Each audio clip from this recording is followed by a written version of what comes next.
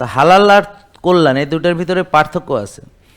একটা খাবার হালাল হলে সেটা কল্যাণ নাও হতে পারে, আর হারাম তো অকল্যাণ, এতে কোনো সন্দেহ নেই।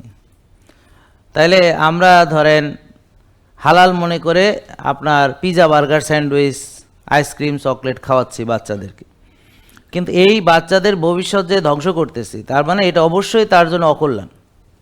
এছাড়াও ধরেন আমরা যে খাবার নিত্য গ্রহণ করছি, আপনারা একটা জিনিস খুব বুঝতে হবে যে আজকে আপনারা যে উদ্দেশ্যে আমাদের এখানে এসেছেন, যে প্রকৃত সুস্থতা, এখন এই প্রকৃত সুস্থ থাকতে হলে অবশ্যই অবশ্যই অবশ্যই আপনাকে একটা জিনিস খেয়াল রাখতে হবে, সেটা হলো খাবার, ব্যায়াম, ঘুম, মানসিক প্রশান্তি সব কিছুকে মিলিয়ে আপনাকে সুস্থ থাকতে হবে। এখানে ধরেন খাবারের ভূমিকা হচ্ছে 85%।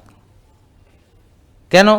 কারণ হচ্ছে আপনি গঠিত হবেন মূলত আগে খাবার দিয়ে, তার সাথে বাতাস আছে, পানি আছে, আলো আছে, এছাড়া আপনি টেনশন, দুশ্চিন্তা করেন কিনা এগুলো তো আছে, বা আপনি এক্সারসাইজ, ব্যায়াম বা কায়িক শ্রম করেন কিনা। ধরেন একটা লোক শক্তির চর্চা করে, সে শক্তিশালী হিসেবে গঠিত হবে।